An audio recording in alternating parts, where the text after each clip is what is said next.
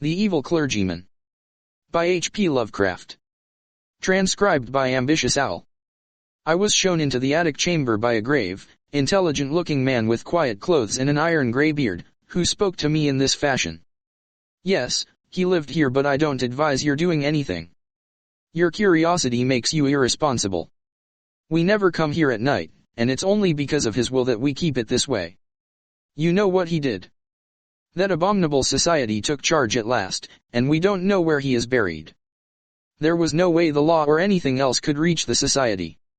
I hope you won't stay till after dark. And I beg of you to let that thing on the table, the thing that looks like a matchbox, alone. We don't know what it is, but we suspect it has something to do with what he did. We even avoid looking at it very steadily. After a time the man left me alone in the attic room. It was very dingy and dusty, and only primitively furnished, but it had a neatness which showed it was not a slum denizen's quarters. There were shelves full of theological and classical books, and another bookcase containing treatises on magic, Paracelsus, Albertus Magnus, Trithemius, Hermes Trismegistus, Borellus, and others in a strange alphabet whose titles I could not decipher. The furniture was very plain. There was a door, but it led only into a closet. The only egress was the aperture in the floor up to which the crude, steep staircase led. The windows were of bullseye pattern, and the black oak beams bespoke unbelievable antiquity. Plainly, this house was of the old world. I seemed to know where I was, but cannot recall what I then knew. Certainly the town was not London. My impression is of a small seaport. The small object on the table fascinated me intensely. I seemed to know what to do with it, for I drew a pocket electric light, or what looked like one, out of my pocket and nervously tested its flashes. The light was not white but violet, and seemed less like true light than like some radioactive bombardment. I recall that I did not regard it as a common flashlight. Indeed, I had a common flashlight in another pocket.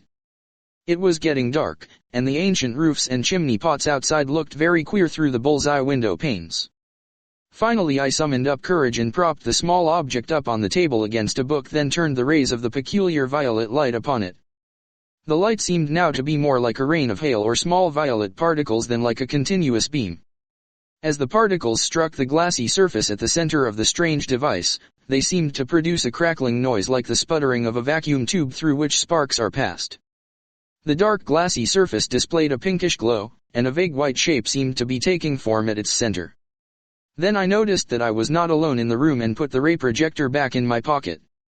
But the newcomer did not speak, nor did I hear any sound whatever during all the immediately following moments.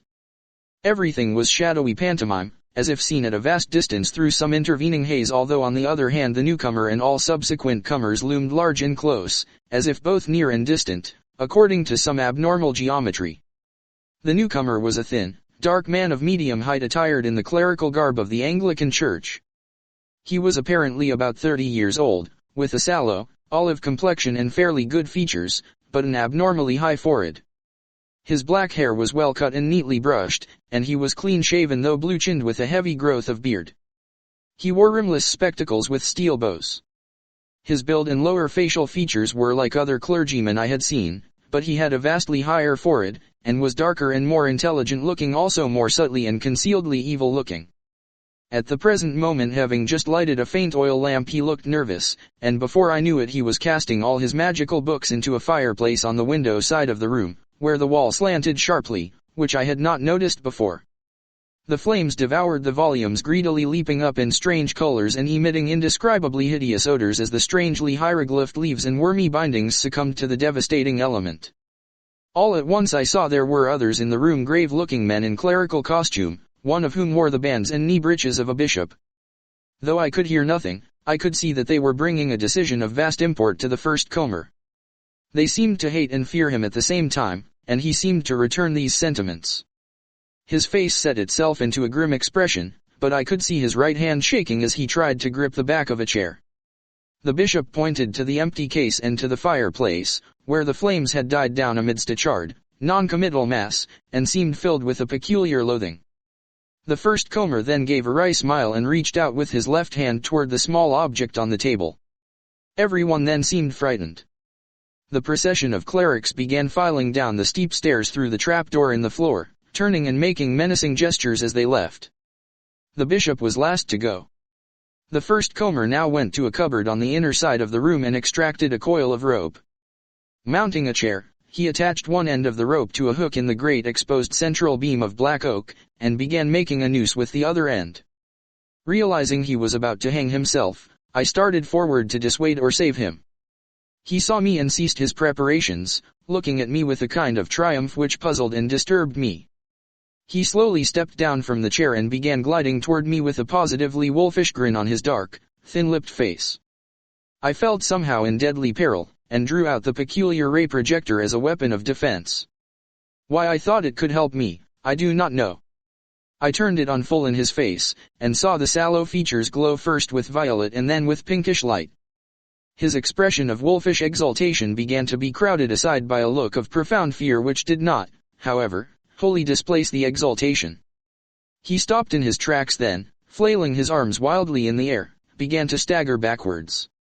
I saw he was edging toward the open stairwell in the floor, and tried to shout a warning, but he did not hear me. In another instant he had lurched backward through the opening and was lost to view. I found difficulty in moving toward the stairwell, but when I did get there I found no crushed body on the floor below. Instead there was a clatter of people coming up with lanterns, for the spell of phantasmal silence had broken, and I once more heard sounds and saw figures as normally tridimensional. Something had evidently drawn a crowd to this place. Had there been a noise I had not heard? Presently the two people, simple villagers, apparently, farthest in the lead saw me and stood paralyzed. One of them shrieked loudly and reverberantly. "R. It be Zur?" Again. Then they all turned and fled frantically. All, that is, but one. When the crowd was gone I saw the grave-bearded man who had brought me to this place standing alone with a lantern. He was gazing at me gaspingly and fascinatedly, but did not seem afraid. Then he began to ascend the stairs, and joined me in the attic. He spoke. "So you didn't let it alone?" "I'm sorry. I know what has happened. It happened once before, but the man got frightened and shot himself. You ought not to have made him come back. You know what he wants. But you mustn't get frightened like the other man he got. Something very strange and terrible has happened to you, but it didn't get far enough to hurt your mind and personality. If you'll keep cool, and accept the need for making certain radical readjustments in your life, you can keep right on enjoying the world, and the fruits of your scholarship. But you can't live here and I don't think you'll wish to go back to London. I'd advise America. You mustn't try anything more with that thing. Nothing can be put back now. It would only make matters worse to do or summon anything. You are not as badly off as you might be, but you must get out of here at once and stay away. You'd better thank heaven it didn't go further. I'm going to prepare you as bluntly as I can. There's been a certain change in your personal appearance. He always causes that. But in a new country you can get used to it. There's a mirror up at the other end of the room, and I'm going to take you to it. You'll get a shock though you will see nothing repulsive." I was now shaking with a deadly fear, and the bearded man almost had to hold me up as he walked me across the room to the mirror, the faint lamp, i.e., that formerly on the table, not the still fainter lantern he had brought, in his free hand. This is what I saw in the glass. A thin, dark man of medium stature attired in the clerical garb of the Anglican Church, apparently about 30, and with rimless, steel-bowed glasses glistening beneath a sallow, olive forehead of abnormal height. It was the silent first comer who had burned his books. For all the rest of my life, in outward form, I was to be that man.